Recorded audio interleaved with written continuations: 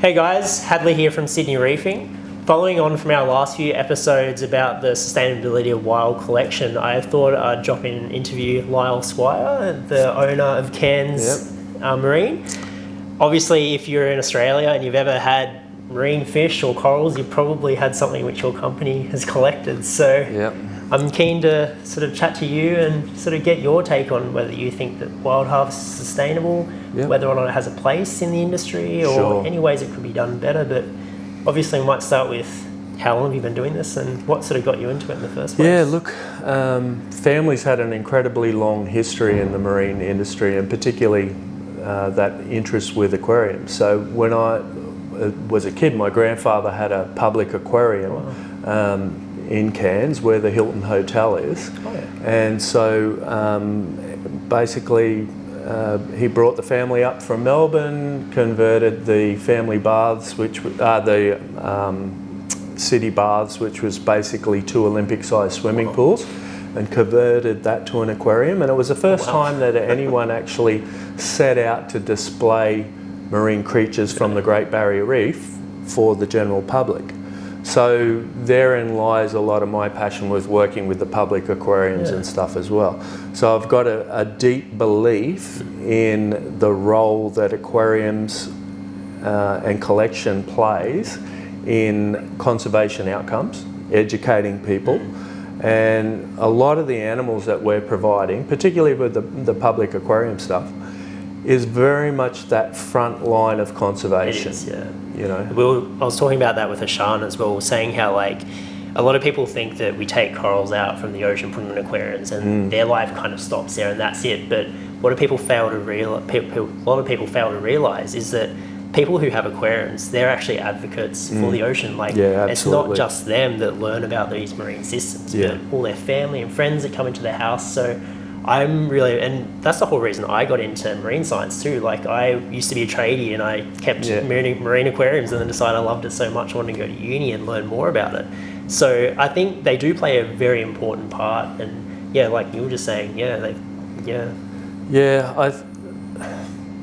the other aspect of that is the hobby has really, really progressed that capacity to keep corals alive. You know, and I think that capacity has exceeded a lot of the researchers, and it's exceeded, you know, public aquariums, the actual hobby. And because it is large, and there's a lot of money involved in sustaining that hobby, you've got all these technical advancements that would never have happened without the hobby. So things like microfragmentation, like that's been going on in the aquarium industry for years, and only like in the last few years have scientists like going, oh, we can use this, and this is a brand new technique. And like I've learned way more looking after aquariums than I have ever learned at uni. And like a lot of the stuff that I do at uni has come from knowledge I've learned in looking after aquariums. Even just things like, you know what a coral looks like, you know how healthy it is, like when the polyps are out, you know when like it's not looking so healthy. And that's a lot of researchers I've known, like they're incredibly smart people, but they just lack that coral husbandry knowledge, which is vitally important when you're doing experiments and stuff like that. Like and you see that a lot in aquarium keeping, or you know, particularly with research or whatever else. They get so caught up in the scientific aspect of it that they kind of lose the empathy with the animal that they're working. And I see that sometimes with like Japanese public aquariums are a good example, where you say to someone, oh, how much do you feed this animal? It's like 400 grams every 2 days.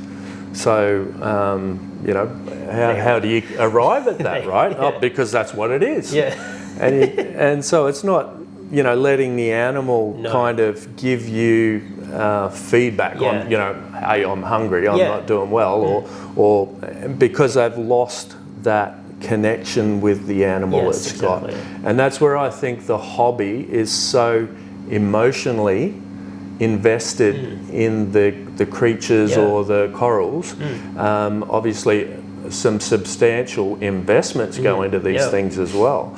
So, you know, people are all about success. And I think some of that gets lost in that research world. It does, yeah. And like you ask any hobbyist, like where they get that frag from, like how long have you had it, what size was it, what species is it, and they'll be able to tell you everything about it. Like they'll have photos on the growth and progression of it, and like even with their fish, like they'll know exactly how much to feed their fish, and then like obviously you've got to take into account like your water quality parameters. So, but I will acknowledge in saying that there are a lot of people who jump into the hobby and have no idea, and like a lot of corals die sometimes, but that's like it is a small percentage of people, and at the end of the day they are still learning about the marine environment, and you've got these people coming in who have no knowledge and then come away from it with an extreme appreciation of not only, because anyone who's tried to keep corals, especially SPS alive, understands like how important water quality parameters are. And then if they go out into the Great Barrier Reef, they can understand that like we have a lot of impacts and things like climate change and all that. Like and so I think it does play a very important part. But yeah, it's interesting. You know, and I've heard that argument about you know, mortalities. As a reason why coral collection is a bad thing, but then you kind of counter that with all the advancements, that development of technology and all these things that we're learning, and ultimately it comes back to the sustainability of the fishery. If we've got a solid, sound, sustainable fishery that can support that, then, you know, ethically, I'm okay with that. Yeah, I am too. Like, and I think, obviously, so the Great Barrier Reef has a financial value, doesn't it? It's like $56 billion. And that comes from a lot of things. It comes from icon value, it comes from tourism value, but also fisheries, it also plays an important role in the value of that reef. And obviously, the more valuable something is, the more that the government and just people in general are going to want to try and preserve something. So what also worries me is taking away the value in terms of fisheries from the reef will also devalue the reef. I get exactly what you're saying, and ultimately when you consider the sustainability of the reef, of the collection on the reef, you know, you've touched on a couple of points there. Firstly, I'm a massive believer in the capacity of reef resilience, and it's because I've seen it firsthand. If I hadn't seen the things that I've seen over time, I wouldn't believe it. Like, how long have you been collecting for out in the reef? Look, I've been diving out there since I was a kid, so I'm, you know, 50 years old, and I've been out there for 40 years. But like genuinely diving intensively out there, you know, it goes back over 30 years. I've been doing the aquarium fish collecting for over 30 years. Before that, passionately involved with spearfishing, right? So that, but one of the greatest examples that I've ever had was diving on Bat Reef after a big cyclone event came through. And, you know, because we're so crazy keen, I don't know why we did this, but we dived it about 3 days after the cyclone had gone across, right? And then we got in the water, and the water was really, really turbid. So the reef top just stank of rotting coral, and you could see this tall bank of, you know, half a metre of just crushed up coral along the top reef ridge. And then when you're swimming along, you're seeing, like, there used to be a whole heap of big parietes bommies along this front. It was a glorious dive. And you could see where these big parietes had actually rolled up over the top of the ridge and then were deposited up the top. And that was extraordinary. And then you'd swim along, and then you'd find one, you go, oh, this one's been, you know, left untouched, and you're looking at it and you're trying to go, there's something not quite right here, and you're looking at it and you realise it's actually upside down. And have been twisted upside down. So there's fish swimming around with visible marks, scrapes, parrotfish with like chunks taken out of their heads, and it was soul-wrenching, absolutely soul-wrenching, because it was such a glorious dive, and to see that decimation, I got out of the water and said, this place will never be the same. Yeah. You know, this, and 3 years later, Came back. like, unbelievable. I never would have believed that could come back from that. And that really set the tone for my belief in reef resilience. And, you know, over time I've seen cyclone damage on vast scales. Yeah. And then I've seen bleaching and I've seen these sites come back incredibly quickly. Yeah. And, you know, people don't necessarily, well, like I said, if I hadn't seen it, I wouldn't believe it. Yeah. No, I agree with you. Like, I went to Groot Island recently, and I went there. I've been there 3 times, and the first time we went there before a cyclone, and then there was a cyclone, and then we went there after, and then we went there again like a year later.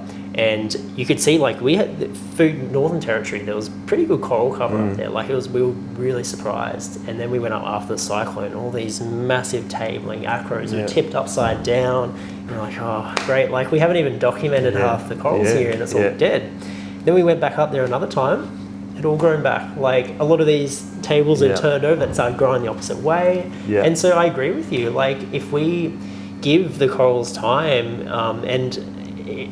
if the ocean, if the water quality is fine, the water temperature is not too hot, they'll recover. Like, it's a natural part of history. Like, coral reefs, like the GBR is what, 10,000 years old or something? Like, it's... And most of the growth has only been in the last 5,000 years. Exactly, yeah. So like... It's quite extraordinary. Yeah, they're very, I don't know, not placid systems, but they're very dynamic systems. But I can see, as a scientist, I can see that whilst we get high coral cover, diversity may not always be there, but at the same time, you often need a lot of these events to actually encourage new growth, new things to come through. Because if you just have all these massive old corals everywhere, they get so big that they sort of start to outcompete each other, and you actually need some events like this to come through so you can encourage new growth. But I'm not encouraging people to decimate reefs, and obviously cyclone damage is very different to widespread bleaching and stuff like that. But they've adapted to it over,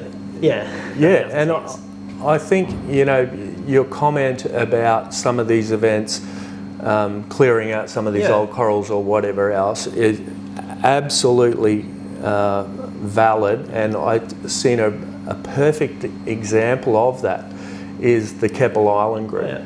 The Keppels, given that they are so relatively close to the coast, they will experience massive shifts in relatively short periods of time. Yeah. So some of the initiatives that the aquarium fishery, coral fishery, aquarium fishery have developed is very much on the back of things that we've witnessed and seen in the Keppels, like our stewardship action plan, all of that. It's a derivative of things that we learned through involvement with the Keppels. Yep. So basically, if you go back in time, and because this is the thing with humans, right? We measure things by chunks of our lifetime and not necessarily looking far enough back. So the Keppels in the 1970s, when marine biologists first started coming over from the States and looking at the Great Barrier Reef, there was documentation where scientists had looked at the Keppels and said, don't even bother going there. Oh, really? It's just crap. It's trash. Don't even waste your time, right? And then you fast forward, and then into the 2000s, the Keppels was kind of like at this peak, right? I don't know what happened in between the 70s and there, but it was at its peak. Now, this is the one thing that I always think about is, you know, if a system's at its absolute peak, it can only go in one direction, right? Exactly, yeah. And given nature, it's unrealistic to expect that long term it can stay at that peak. And this is what happened in the Keppels. So there was a bleaching event, and followed up with a runoff event when the Fitzroy flooded, and a great big plume went out and killed everything down to about 10 metres. And it was decimated. So there was this huge outcry by people in that area that you know, the whole system had collapsed, and you know, all these things, because they had never witnessed it up, and in their lifetime they only knew it at its peak. And so the same thing applies to other parts of the Great Barrier Reef. If you have expectation that humans can somehow maintain it at its peak, you're kidding yourself. Yeah, especially in such a dynamic system. And the Great Barrier Reef's like thousands of kilometers wide, made up of thousands of reef. Like, not every reef is going to be in the same state all the time. But in saying that, I think it's also important to acknowledge that, like, reefs have declined a little bit over time, and humans have had an impact on the reef through climate change and stuff like that. So whilst also acknowledging that reefs can recover, it's by no means an excuse for us to go out and like destroy them and do whatever we want with them and stuff like that. Like, obviously we still need to protect them, but I think we also don't give reefs enough credit how well they can recover. Yeah, that resilience. And going back to that comment you made about, you know, events kind of getting rid of the old corals, you know, that's where the Keppels was a prime example, right? Because you had these big stands of acro and they looked fantastic, and once that bleaching event went through, you know, you're left with these big stands of dead, miserable acro, and you're not going to get coral recovery in that environment. And I remember being part of a reef advisory committee with the Great Barrier Reef Marine Park, and you know, and it was like the sky's falling, this place, you know, and we have to intervene, where, you know, we have to stop the fishery, we've got to close all these things down. And then and one of the things I said was, you know, the best thing that could possibly happen for this area is a cyclone just rolls on through and wipes the slate clean, so everything can rebound. It's got new substrate, and people were horrified, absolutely horrified. And I even had somebody from Gibraltar like go to me and say, like, you can't say that, like, and just like, I go, but it's true. And now it's back up there. And I think us as humans too, we have an idea of what a pristine environment should be like, and often like we keep all these manicured gardens, we keep all manicured reefs and stuff like that. When a cyclone comes through, lots of coral dies and gets buried and all that, but anyone that's kept tanks knows that like a coral's a frag. You only need one little finger of that frag to regrow. So like, as long as like the water conditions are fine, turbidity's sort of down, temperature's not too hot after a cyclone event, it will come back. But I think that also leads on to, like, with the collection industry, a lot of things that coral conservation groups sort of try and push, and especially with this campaign that's going around, is that they think that collectors like yourself go out and decimate large portions of reef, like similar to a cyclone, which is not the case at all. I'm guessing you're quite selective in the corals you take. Would that be right? Yeah, I mean, just picking up on that comment you made about, you know, storms crushing up corals and stuff like that. This also leads to one of the collection techniques that we use for acro. Like, the world, when it comes to coral reefs and evaluating a coral reef, is very acrocentric, right? It's kind of, and it's the canary in the coal mine. It's the first to come back. It's the first to go. It's the fast growers, And it's kind of unfortunate that we're measuring reef health by the canary in the coal mine. You know, it's always in flux. But when we do have those cyclonic events come through a reef, and you have that mental picture of that vast landscape of pretty corals of acro, right? Storm comes through, wipes a whole heap of it out. But if you look closely, you know, a lot of those tabletops and things like that, you've got the actual base that survives, right? And so, and that's cleared off. So when you look at that landscape, you don't notice that, but the capacity of those stumps to regenerate is extraordinary. And that's where within 12 months you're already getting, you know, substantial growth. You come back 3 years later and you've got your great big tabletops again. So we learn from that as collectors too, right? Because we're seeing these systems day in, day out.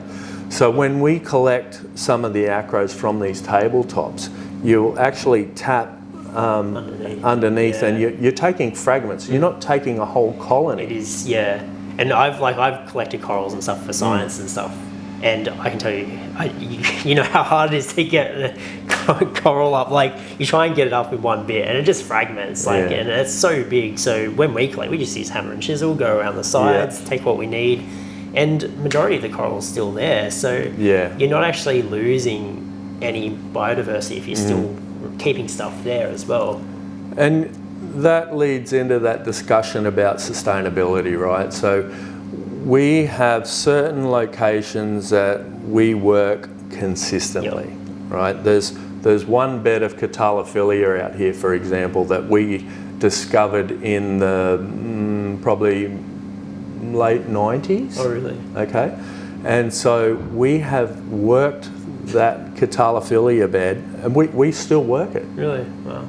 And Goniopora, Duncanopsamia, exact same things. We've been working the same beds for nearly 30 years. So that really says something about it, and it's about, we want to be able to continue to reuse these beds.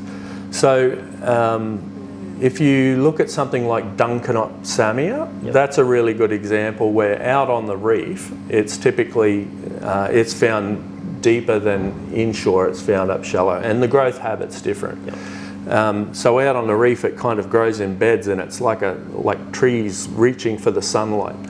And so what we'd typically do is go around and take some of these bits that have punched through the sunlight and then deposit them around the margin of the bed. So you spend the first half of your dive doing that, and then the second half you're picking up the bits that you've done that with previously, because now they grow with a nicer growth habit that's more desirable. So you're kind of almost farming them in a way. Absolutely. Yeah, that's exactly what we're doing with that. Goniopora stokesi is probably one of the best examples of like sustainable collection. So when you come across a bed of Goniopora, it will sometimes run like a river in between big bommies, and it's sitting at around that 15-metre mark, and the parent stock is sitting up like this high, and it's really substantial. And when you look across the bed, you can't distinguish any individual coral. It's just all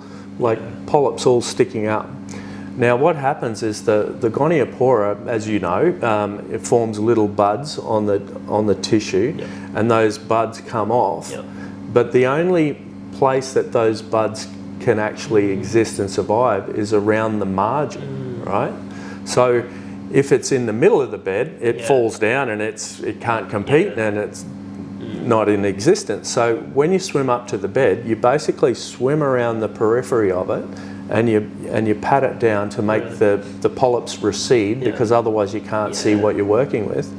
And then you're going around and you're picking, those select few that are just the right size and the right shape. They don't have any little holes on them or whatever else. And you're only collecting these effectively buds that are on that margin. And so that's why, we're working the same beds for 30 years. I was actually given the marks to a bed by a guy that I'd dived with previously. So, and he was working it for 10 years. So that bed's like 40 years. Jeez.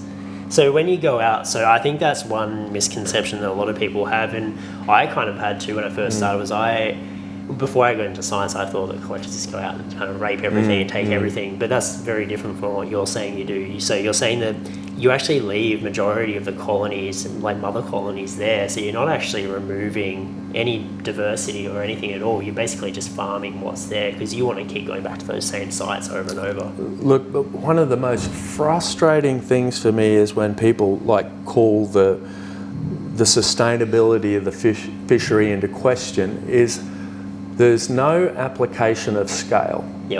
So what you're describing is absolutely 100% correct. People have this mental image of clear felling of a coral reef, and you're taking everything. For a start, they don't stop to think that, given that it is about aesthetics. You don't want everything, do you? You're picking like a field of Acropora. If 1 in 100 are suitable for collecting, you're doing well. That's true. So it's just such a tiny proportion. Yeah. And as collectors, you know, we find it incredibly frustrating when you hear this criticism, knowing exactly how we work and knowing the environments and knowing, you know, the richness that sits there. But that whole notion of scale, right? If 30% of the Great Barrier Reef is locked up in green zones, so straight away you've got this massive reservoir of, you know, potential brood stock for replenishment.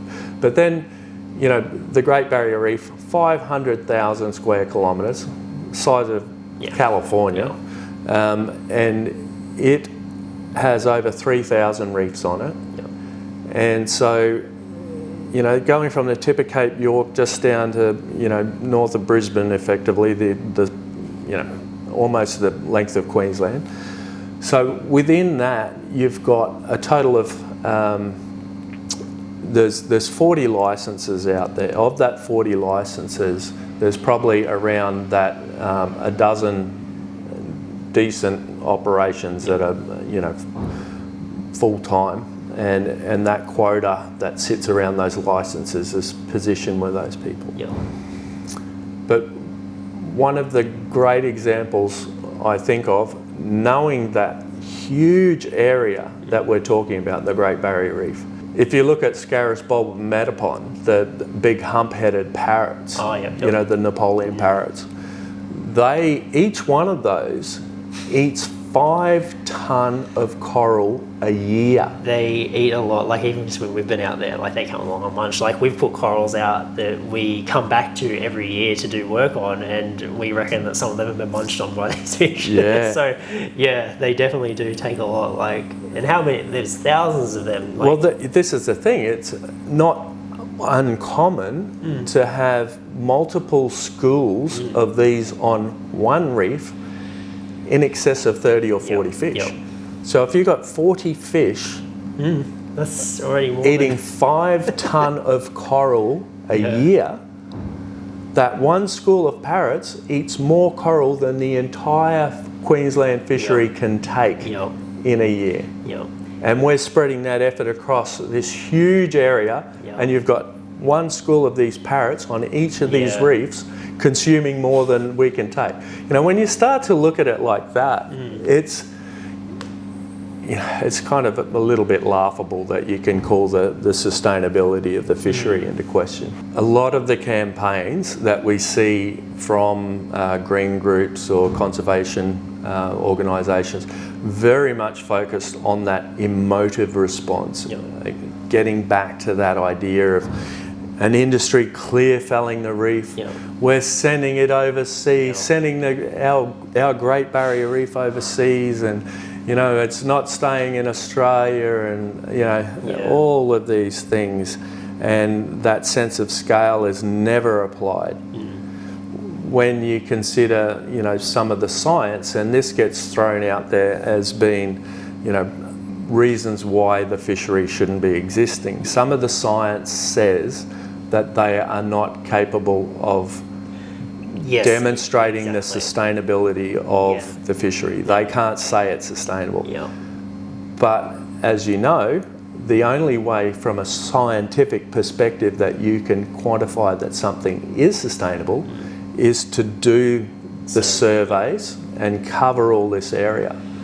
And so there's the ironic rub. It's impossible to cover all that area. Exactly, because of that sense of scale, it really isn't a financially viable proposition for researchers to go out there and do a lot of this stuff. And and just touching on the industry, like with the fisheries, from what I've read and what I've been told as well, like the restrictions you guys have, like it is one of the most regulated industries in Australia. Like you're allowed to take, 160,000 tonnes between all 40 licenses? 160,000 is basically like the live corals, but this is also a thing that's come about since the changes to the quota system a few years ago. we can't actually realise that take because of the individual quota limits on the various species. So you have quota limits on species We as well? do, Okay. yeah. So this has been a huge step in the management of the fishery. So they have some historical data of some of the key driver species. So the quota system is managed based on those previous historical catch limits. And so, you know, there's some argument about like, oh, that's just set on pre-collection limits. But ultimately, those pre-collection limits are indicative of sustainable collection. Yes, exactly, yeah. So that's why they come into place in the first place. Subsequently, to satisfy non-detriment findings, to be able to export these things with CITES permits, and to go into, you know, very green environments like the European Union, the UK, you know, we need to be able to satisfy intensive scrutiny by these countries. So, and incidentally, that's also been held up by some of the conservation agencies as a demonstration why the fishery shouldn't occur, because the European Union, for example, has implemented stricter measures on the fishery, whereas, and the UK had as well. But through discussion with our government, just recently, the UK have actually relinquished a lot of those restrictions. So that's big news. And it's all about that communication between governments and the provision of information and having an understanding of the fishery. And so that, you know, the fishery's come a very long way. And when there was changes to the management arrangements in order to 100% satisfy non-detriment findings, and Australia has, you know, is notoriously squeaky clean when it comes to our environmental practices and fisheries management, and the general public expect that, right? So you couple that with the need for CITES, and so you've ended up with this incredibly tight management system. Through that, they not only had these historical catch limits put on certain key drivers, but anything that didn't have catch data, and now we need to report to a species level or at minimum to a genus level, they've capped at 600 kilos for that across the entirety of the fishery. Really? Far out, okay. And it's a real-time logbook system. So we implement the data on the vessels into this system, and you can get daily updates on where the quota sits. Once it hits that, stop fish. You take anything beyond that and you will be prosecuted. Right? So it's a tight system, it's a good system. And then the other thing that sits behind the management that people don't realise, you know, there's that constant thing of, but they, you know, under the cover of darkness, they're taking all these things and, you know, nobody really knows. They're underwater, who knows what they're doing. But every vessel has a vessel monitoring system. VMS. So every vessel involved in the fishery is tracked by satellite. We're tracked when we're sitting in port. If the boat's sitting on the trailer in the driveway, it's still being tracked. In the event that that tracking goes down, you will get an SMS telling you that the VMS has stopped. You have to stop work and get that fixed prior to commencement of work. So they know exactly where we are anytime. So, you know, that's great for policing green zones and, you know, special management areas. So, but these are things that industry embraces. And the reason we embrace it is because it helps tell that story of demonstrable sustainability and commitment of industry to do the right thing. In addition to that VMS, like from a compliance perspective, in addition to that, when we're out on the boats, we have to provide information back to Queensland Fisheries about what we have on board.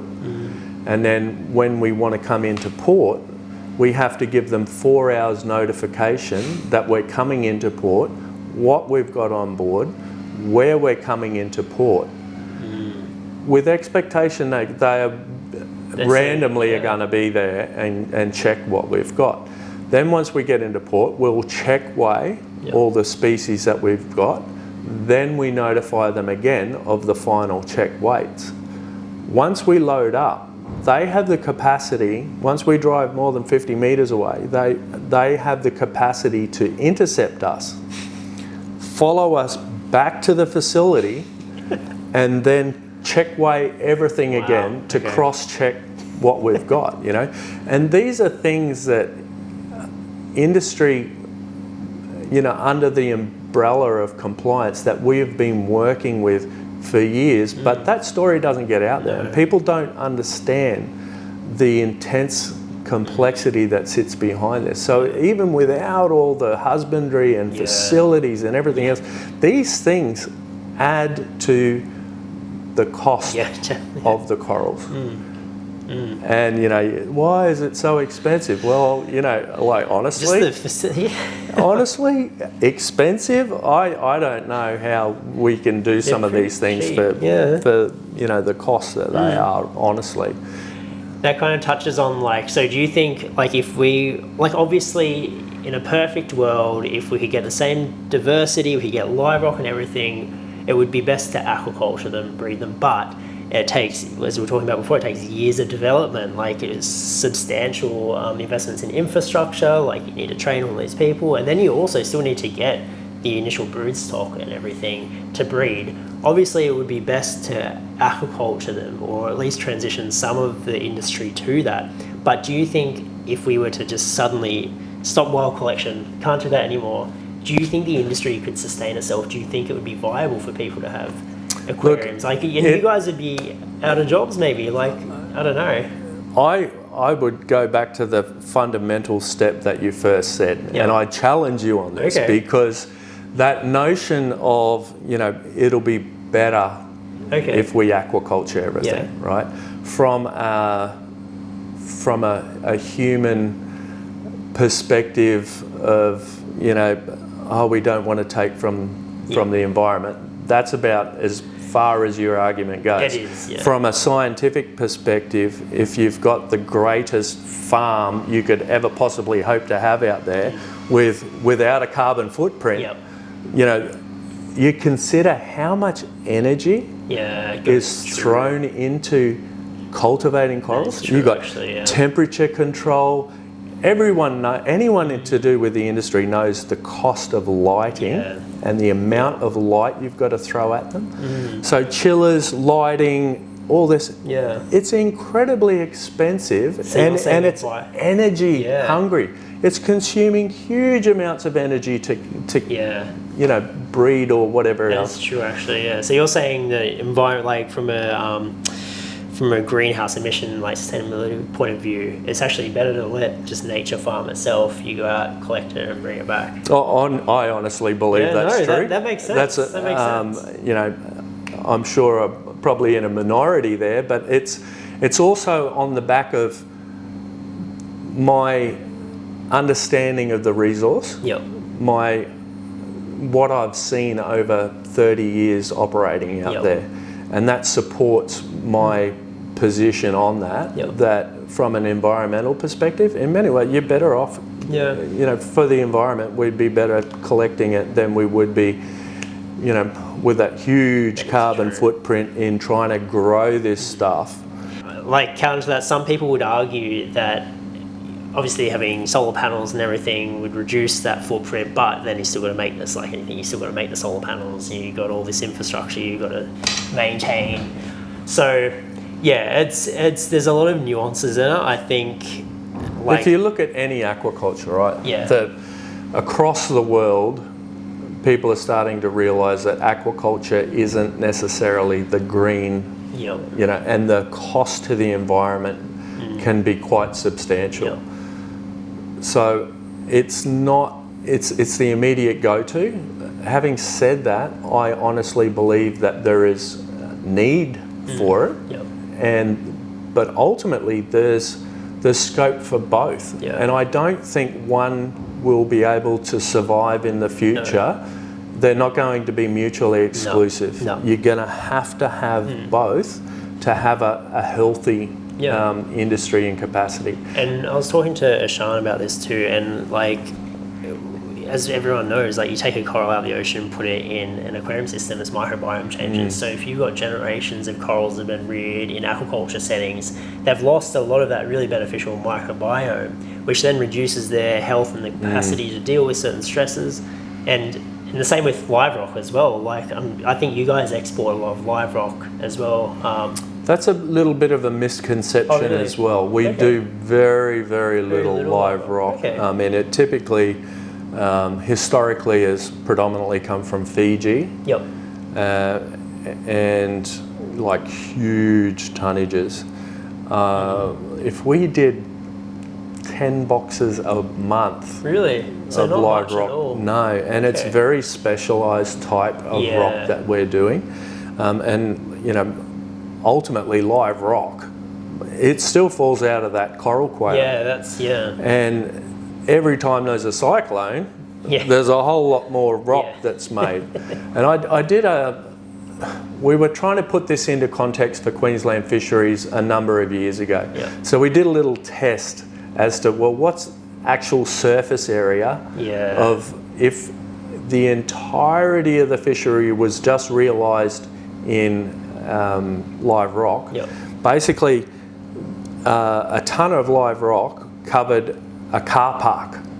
Really? Okay. So we actually mapped it and put it out and measured it. 5.2 by 2.4 was, you know, and then you multiplied that out and you end up with about the size of a football field. Really? So given, you know, 500,000 square kilometres of 3,000 reefs, and we're taking a football paddock, if it was realised, never ever been realised. So, but it helps put things into perspective, and that keeps coming back to that sense of scale. No, that's very true. So you think that the collection industry is sustainable, obviously, and as you were saying, like you've been diving and collecting from the same sites for decades, and you're still collecting from there because you're not ripping everything up and taking everything. So I'm third generation. We are operating one of the licenses that my grandfather had from the 60s. I have children. And ultimately the test, I think, is being able to look your children in the eye and say with absolute confidence that what we're doing is sustainable and is not going to detract from the future of the reef for you. No, that is very fair. Like obviously that's what we all want, like, and I think a lot of people have, like, I feel like I'm in between two different worlds. I'm very much in the aquarium world and I'm very much in the science world, and a lot of people in the science world often look down on people in the aquarium hobby or the industry, and vice versa as well. But what I've found is that a lot of people in the aquarium industry, they're actually sometimes a bit more passionate about the reef than people in the science world. Like they're actually choosing to spend money on this hobby. Like they travel all the way from America to go diving on the GBR. Like it's their dream to go visit the Great Barrier Reef. Like no, there are very few scientists, marine scientists I know, actually keep tanks at home. Like it's so. And if you look at some of the projects for scientists, they're because. One thing that a lot of people don't know is that we provide a lot of corals to researchers across the country. You know, these research projects could not occur or happen without industry supplying these corals. So, but then if you look at some of these projects, you know, if someone's doing a postdoc or, you know, whatever it might be, it might only be a 3-year window. So these people, they're not necessarily emotionally involved long term in maintaining corals or something else, whereas you know, your industry people will be. Referring to the management arrangements or that argument that, some of the NGOs have is about the fishery not being sustainable. So some of the information that's been put out there, and incredibly well-respected researchers that have done a lot of work and know a lot about what they're talking about, their work is saying that they can't, demonstrate that the fishery is sustainable. But it's also about that scale of not having been able to be afforded that opportunity to do the surveys needed. Exactly. Researchers are often not afforded either the budget, because survey work, as it's expensive, particularly if you've got to cover large areas. So again, that sense of scale in some ways is to our detriment when it comes to researchers being able to demonstrate what is actually on the ground. So, I mean, if you flip it on the head, a scientist can only say something is absolutely sustainable if they can quantify it. They can only quantify it if they've done the surveys. But on the flip side, they can't prove that it's not sustainable either. And that's the other argument that you'll never ever hear is everybody says, but they can't prove that it's sustainable. Well, and as a scientist too, we only publish what we know or what we've studied. If we do an experiment and it doesn't work, it doesn't get published because we haven't learned anything. So, and I think that's something important to highlight too with Aquarists. A lot of the work, they're very knowledgeable, and a lot of it's anecdotal stuff that they've learned about over decades and decades, but unfortunately it doesn't translate into science because it's not in a paper or they haven't done this. But in saying that, science has a very important place in demonstrating that. Once we've found something, we can acknowledge that that's the correct way to do it. But so maybe are there any ways you think that the industry could become more sustainable, or at least try and prove that it's more sustainable? If you could have some input into policy and management, which I'm sure you do, what would you suggest could be done in the future to kind of, I don't know? Look, industry is keenly aware that there are knowledge gaps that need to be filled in order to satisfy, some of these questions that science has raised about the fishery or that have not had the data to be able to support. So industry is working presently to construct an updated version of our Stewardship Action Plan. Now, the Stewardship Action Plan outlined how industry will respond to disturbance events, be it cyclone damage, be it runoff, whatever it might be. So we can give the community a level of confidence that the industry will be acting in a responsible way. Whilst I'm a big believer in reef resilience and these areas bouncing back, we also manage that through our activities, and it's not, we believe in reef resilience, so we're not going to participate in trying to assist this environment to come back. So that is an important thing to understand. So the Stewardship Action Plan identifies ways that we may in turn operate. And where it's a powerful tool is that, for government to move, it's got a really limited toolbox of very blunt instruments. And the wheels turn slowly. And historically what we've seen is when there's an event and there's a push to, say, close an area or whatever else, Queensland Fisheries legislatively is constrained, and their ability to act quickly is incredibly limited. And the same with any other government department.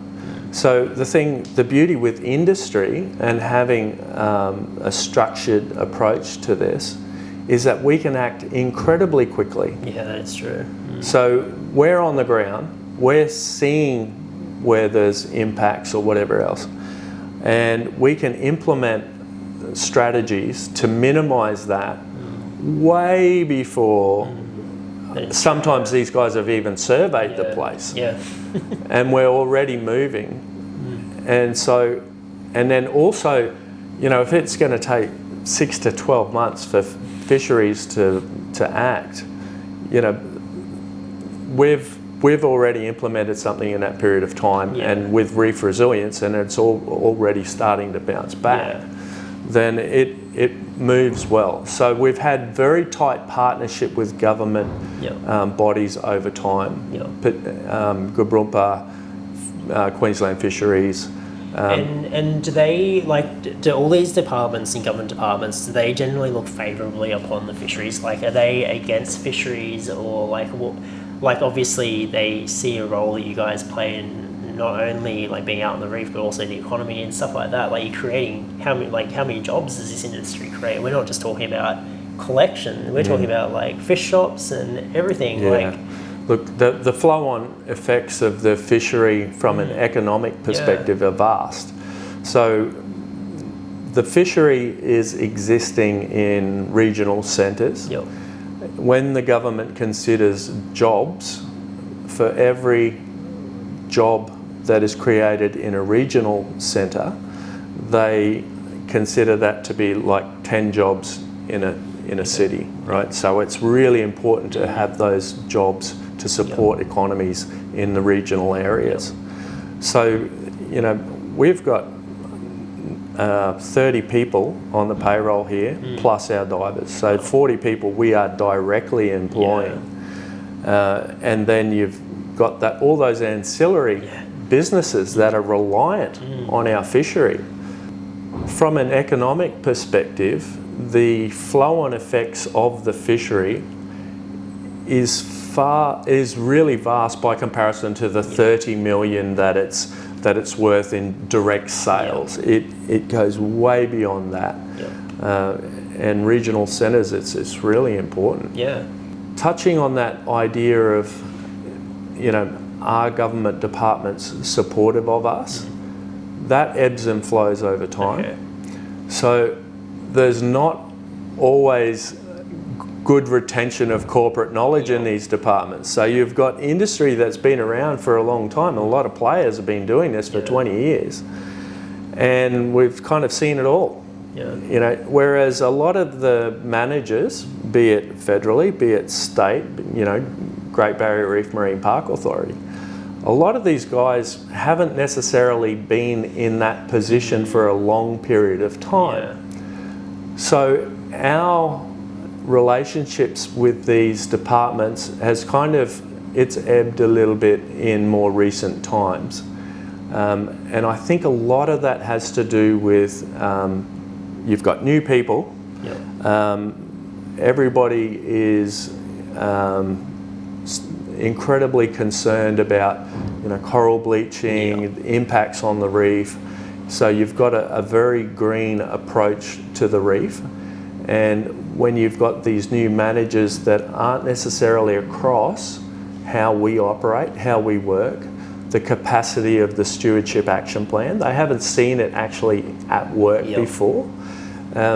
So that is a bridge that we're currently undergoing to try and overcome again with this new suite of managers that we find. One of the things that, you know, people say, well, you implement something voluntary, right? It's just voluntary. You don't have to follow it. And then I've had people say, but, you know, why won't you support something being put in place legislatively? It goes back to that timeliness. If you imagine it's going to take a year or more to implement something, it's also going to take the same reciprocal time to be able to remove that. And let's face it, nothing ever gets removed when government, there's no incentive. So that's where those voluntary measures are so important to the survival of the industry. But that reoccurring theme of, but it's voluntary, right? Like, it's relying on, break it back. If there's impacts on an environment, if there's a bleached area, do you think we want to collect corals there? We don't want to collect bleached corals. Nobody will buy and it a bleached coral. Goes back to that, what you were saying before, like 1 in 100 acros is something, like you collect 1 in 100 acros. If you go to a bleached area that's already been decimated, it's not worth your time to go there, basically. Like, you can really only, like, from an economic point of view, like, collect areas high coral coverage where it's healthy. And I know people will say, oh, well, you're supposedly destroying the ability of that reef to recover, blah, blah, blah. But I think it's also important to remember that coral collection and selectively taking a few corals is very different to environmental impacts associated with climate change, which is causing this widespread destruction of coral reefs. So, following on from that concept of coral bleaching, how is industry going to respond, and a responsible industry, as part of the review of the Stewardship Action Plan that's undergoing now, we're looking specifically at developing, with collaboration from Queensland Fisheries and the Great Barrier Reef Marine Park Authority, at developing a strategy whereby we will do surveys on reefs when bleaching has occurred and there's an event. Industry will click into this phase where we will start doing surveys on reefs prior to commencing work. Okay, that's a good idea. So industry is diving, a huge, vast area of places that nobody else is. So typically, if you look at some of the data that comes from the Great Barrier Reef Marine Park Authority after a bleaching event, it tends to be localised around tourism operators that are doing repetitive surveys on the same location. So you've got these massive gaps in between. That's where we have capacity to fill in a number of these gaps. So part of the new initiative is that you get in the water, you swim a transect, you document what you've got, and then depending on the level of bleaching in that area, it, based on a matrix, identifies for you what is the expected response. It could vary from no collection above 6 metres of water. Because, as you know, the hot water sits on the top and it might cook the top of the reef. Yet you go down below 6 metres, and that seems to be the magic mark. The coral reef underneath is really healthy. So then it's that might be a lesser aspect. Whereas if you've got a lot of bleaching, then it's a move on provision. But we supply that information back into the authority. So we start to become part of the solution. We're giving data and a better understanding to our managers. One of the initial arguments is there's been a bleaching event, stop collecting, we've got to shut the fishery down. But what we're finding with the bleaching events that have happened in more recent times, incredibly patchy. You can have one reef here that's really copped a significant impact. The reef next door is untouched. So this is the space we find ourselves trying to navigate. It's not about being able to put clear lines on a map and say we're not going to work in this area. Given the patchy nature of the bleaching, this approach to the industry initiatives to make sure that we're demonstrating social license, right? In order to be able to demonstrate all the things required to satisfy that. Being able to identify if this reef is bleached and we don't want to add to any impacts, and this one is okay, then it's clearly evident which ones we're going to work on. Yeah, and I think that's a really important point to make, and it comes back to a lot of the campaigns that are running now, is that they seem to think that the wild collection industry is building on top of the threats that the reefs are already facing, and it's collectively kind of destroying their capabilities to respond and recover from these events. But like you were saying, like, you all have vested interest in these reefs persisting into the future. You've been around for decades collecting from them already, so you guys always know better than a lot of other people out there what these systems are capable of, like what they've been like in the past and what they can recover from. So yeah, I think that's good, and I'm glad I was able to come and have a chat to you about it. And hopefully for a lot of people who are questioning whether or not to get into the aquarium hobby based on these sorts of things that are starting to come up, hopefully this kind of sheds some light on the sustainability of the industry. And we could talk for hours and hours about it. There are so many different levels in there, and we've just touched on just a tiny bit. So I appreciate the opportunity to catch up and talk about this, and I would welcome anybody that is watching this if they need additional information to let us know. Awesome. Thanks for watching, guys, and a pleasure coming up. Thank you. Thank you. Cheers.